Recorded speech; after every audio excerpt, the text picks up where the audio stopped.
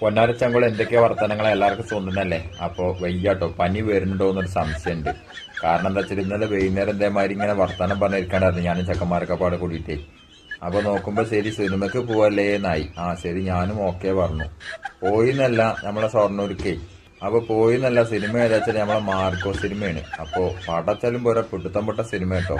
അപ്പൊ പടം തുടങ്ങിയെന്നല്ല തുടങ്ങിയതിന്റെ ലാസ്റ്റ് വരെയും കാണേണ്ട കാഴ്ച തന്നെയാണ്. അപ്പൊ ഞാൻ എന്റെ ജീവിതത്തിൽ ആദ്യമായിട്ട് കാണുകയാണ്.